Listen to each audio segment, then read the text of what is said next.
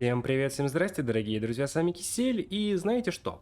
Не задумывались ли вы в том плане, как наши технологии 21 века смогут взаимодействовать с технологиями 33-го? То есть сможем ли мы вынести корабль, используя наши пушки и так далее? Хотя для них наши пушки, это, наверное, как палки и камни для нас, но все же. Разница в 1300 лет. Посмотрим, что получится. И давайте посмотрим сначала щиты, сможем ли мы их пробить. И еще такой момент.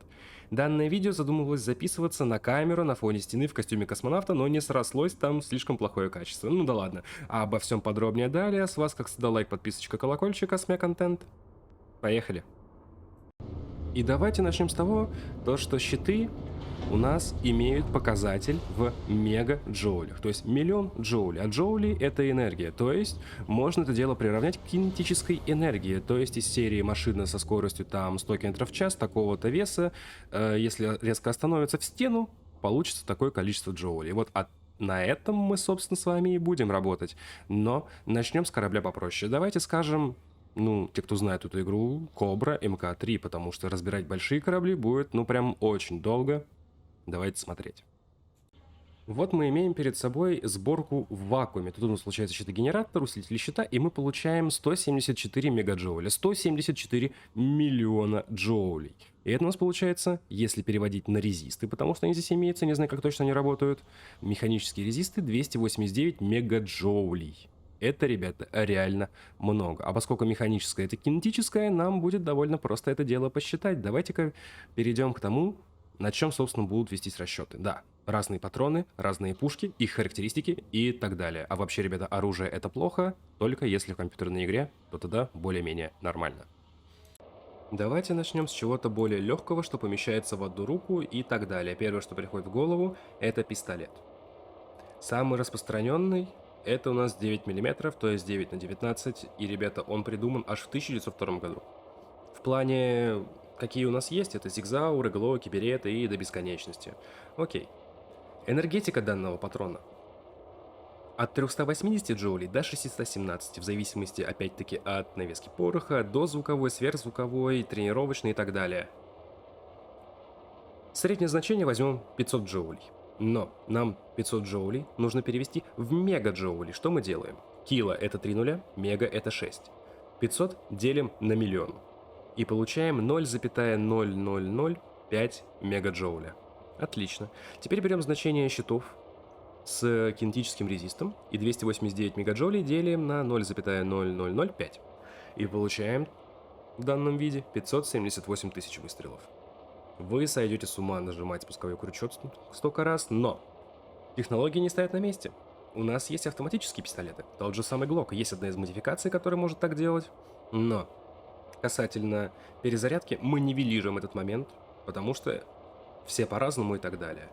Скорострельность его 1200 выстрелов в минуту, то есть 20 выстрелов в секунду. И да, наверное, нивелируем нагрев ствола и так далее. Что у нас получается? 28 900 секунд с зажатой гашеткой. Это много.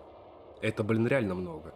Это, друзья, 481 минута. Ну, 481,6, окей. И это у нас 8 часов. 8 часов стрельбы без остановки. Это жопа. Конечно, может быть 10 человек, может быть 100 человек, но не забывайте то, что это пистолеты. А мы двигаемся дальше. С пистолетами, конечно, все интересно, но, ребята, давайте возьмем что-нибудь такое, ну, прям, чтобы можно было стрелять автоматически, с двумя руками, чтобы было удобно и так далее. Начнем с 5.56 и 5.45. Патроны натовского образца и наш отечественный, так сказать. Среднее значение их энергетики в районе 1500 джоулей. Переводим, получаем 0,0015 мегаджоуля. Хорошо. 289 мегаджоулей делим на значение, получаем 192 666 выстрелов. Уже ощутимо меньше. Но у нас есть проблема. Это скорострельность. Она меньше, чем у пистолетов-пулеметов, естественно. Это 600 выстрелов в минуту, либо 10 в секунду. И это равно как для АК, так и для платформы АР, отвод газов, поршень и так далее. То есть мы это дело делим, получаем 19 266,6 секунд. Допустим. Переводим. 321 минута. либо 5,35 часа. Уже приятнее. Представьте то, что опять-таки человек будет 100. Это значение будет, конечно же, меньше.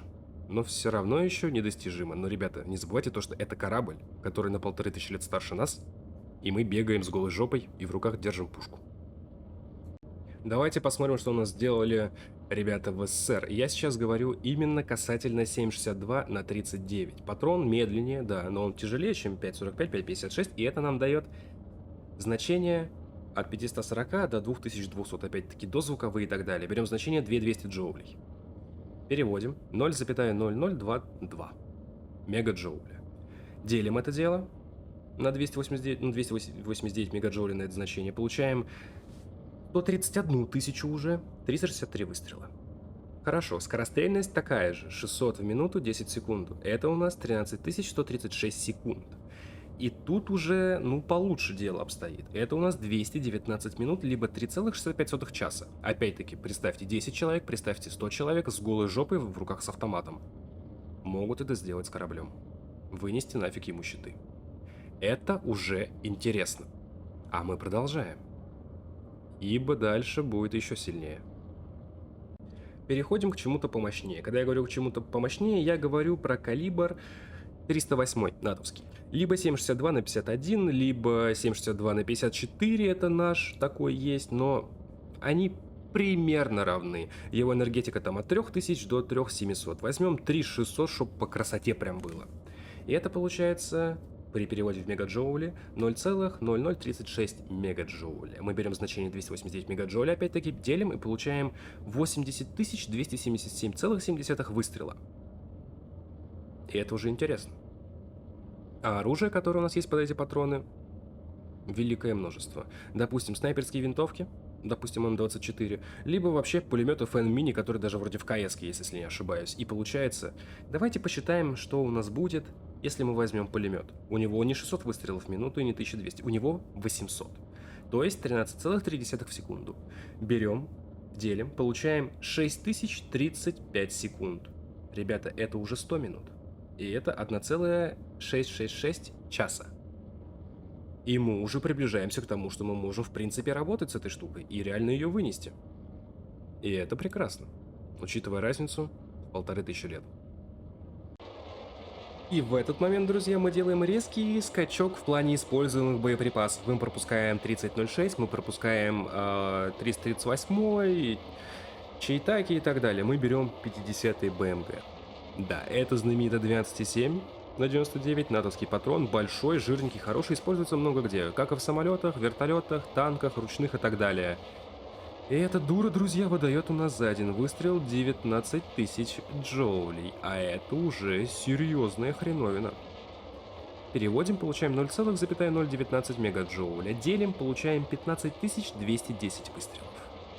И тут, ребята, как бы мы можем взять Барретт, да, это полуавтоматическая здоровенная дура, которая стреляет там на несколько километров, либо взять старичка Браунинга М2, да, реально старичок.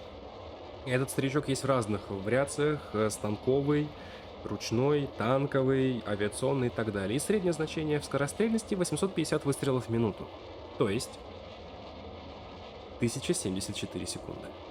Либо 17,9 минут, короче, 18 минут вам придется шмалять по данному кораблю, чтобы вынести ему щиты. И это уже интересно, но мы еще не дошли до очень интересных вещей. Сейчас расскажу каких. Давайте все вспомним такой тип, как многостволочка. Да, шестиствольные крутящиеся стволы, великолепная штука, высокая скорострельность. И вернемся к 308 калибру. Да, 308 это 7,62 на 51. И там есть одна пушечка, М134 миниган, ставилась на катеры, вертолеты, танки, куда угодно. Что она делает? Она делает 6000 выстрелов в минуту. То есть 100 выстрелов в секунду. Это забористая штука. Учитывая то, что мы тратим на снятие щитов 80277,7 выстрелов, то 802 секунды. 802,7 секунды. Хорошо для снятия щитов. Это, друзья, очень быстро. Или же 13,4 минуты. Это если одна. Такая хрень. И это круто, как по мне. Но это еще не все. Возвращаемся к калибру 50 БМГ. или BMG, не знаю как правильно, наверное, BMG. В общем, в чем смысл? Есть одна пушечка производства 83 года. 83 года, друзья. Почти 40 лет назад, на секундочку. Называется ГАУ-19. Это авиационная пушка. Длина ствола у нее вообще метровая, но она, короче, большая. Мы уже ушли от ручных пушек, переходим к серьезным вещам. Что получается? 2000 выстрелов в минуту. 33,3 выстрела в секунду. И здесь, друзья, получается, мы, учитывая 15210 выстрелов просто обычной 50-кой, справимся за 456 секунд, либо 7,6 минут. Это уже серьезная заявочка, но мы еще очень далеки от максимальных пушек, которые вообще имеются в нашем распоряжении. Повышаем градус напряженности и давайте возьмем что-то более серьезное, но не будем выходить прям за супер рамки. И это, друзья, у нас пушечка одна, да. Точнее, давайте начнем с патрона. Патрон 20 мм, 20 на 102, если быть точным. Есть даже снайперские винтовки под такой патрон, насколько я знаю. Название точно не помню, картинку, если не забуду, вставлю. Что у нас получается? Энергетика данного снаряда 53,5 тысячи джоулей. Да, 53,5 тысячи, друзья. Это дохренища. Прям очень и очень много. То есть 0,0535 мегаджоуля. Да. То есть мы 289 мегаджоулей делим на это значение, получаем 5400 выстрелов. Но это если стрелять из однозарядной пушки или полуавтоматической пушки, это, конечно, прикольно. Но есть кое-что серьезное. Американцы придумали это, я не помню точно в каком году, но смысл такой. М61 «Вулкан». Распространенная штука, ставится тоже много где. И прикол в том, что как бы у нее скорострельность 6600 выстрелов в минуту. И это очень серьезно. Ибо мы сможем уничтожить щиты за 49 секунд. 49 секунд и все. И это лишь только одна пушка. А она ставится и на корабли, и на самолеты, и куда только не ставят ее. Вот это уже моща. 49 секунд, повторюсь. Но тогда была Кобра, это один из самых мелких кораблей, стартовый, и там не особо много всего. Но у нас есть в игре Каттер, это самые мощные щиты в игре, которые только имеются в доступности у игроков. И здесь, если мы поставим прям мощные щиты, мы получим их 8200 единиц, при механическом сопротивлении 68,5. И это у нас получается 26 тысяч мегаджоулей. Делим. Получаем для 20-мм той самой пушки 486 тысяч выстрелов. Берем пушку «Вулкан» и получаем 4418 секунд, либо 73 минуты. А это, на секунду, друзья, самый мощный корабль в игре. А у нас это не самая мощная пушка, так что тут можно гордиться. Вооружение, которое мы имеем и располагаем, есть и мощнее. Я даже не говорю вам про ракеты, я не говорю вам про бомбы. Я не говорю про крупнокалиберные пушки, ну, допустим, даже того же танка. Кстати, что 10 танков могут сделать? Там энергии гораздо серьезнее. Там 120-125 мм, а гаубицы? А системы залпового огня, реактивная артиллерия, обычная артиллерия. Ну и, наконец, ядерное вооружение. Вот тут вот очень удивительно, то, что мы можем конкурировать. И если даже не выжить в этом бою, то, скажем так, проиграть, но красиво. Я не знаю, было ли вам интересно это видео, просто меня пробило вчера на стриме, мы говорили про много различных технических вещей. Я подумал, а что бы, собственно, нет, если я в этом хоть как-то разбираюсь, не пообсуждать. Ибо язык в этом плане у меня подвешен. Если хотите видео касательно других вселенных, других игр, вооружений, не только и так далее, технических аспектов, пишите, предлагайте различные темы, сниму, разберемся. Но, к сожалению, пока без фоновых танцев на камеру в костюме космонавта, ибо вебка ужасная, а телефон прям не умеет нормально снимать, скажем так. Также, в принципе, можно разобраться с корпусом. Да, это тоже можно, если хотите, то пожалуйста. Да, даже можно сравнить вооружение элиты и наше. Благо, я это смогу вам предоставить. Так что покажите свою активность в комментариях по поводу данного вопроса.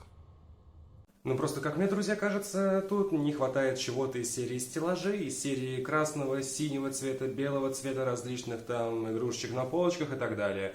Ну и, собственно, качество записи данной камеры желает оставлять лучшего. Точнее, оставлять желать лучшего. Ну, вы поняли. В общем, черканите по этому поводу тоже в комментариях. Спасибо вам за это большое. У меня на этом все, друзья. Всем спасибо, что смотрели. Ставьте лайки, подписывайтесь на канал, жмахайте колокольчик. В описании под видео будет ссылочка на плейлист со всеми видео касательно Light Dangerous, друзья, и мы подходим к цифре в 500 видео. Надеюсь, данный формат, который был сегодня, вам зайдет, и мы будем разбирать с вами различные технические моменты из различных игровых вселенных, как-никак. Ну, это, по крайней мере, интересно. Плюс будут ссылочки на социальные сети, такие как Инстаграм, группа ВК, Дискорд сервер и Телеграм-канал, где публикуется информация о выходящих видео непосредственно в день их релиза, друзья. Также в Телеграме и Дискорде имеются чаты, чтобы вы могли общаться друг с другом на различные темы касательно различных игр, играть с друзьями там хоть в КС-ку, хоть в Дотку, Геншин и так далее, искать себе компанию, не осуждаю, сам играю в различные игры как по жанру, так и по сеттингу. А на этом давайте прощаться. С вами был Кисель, всем до встречи и пока-пока.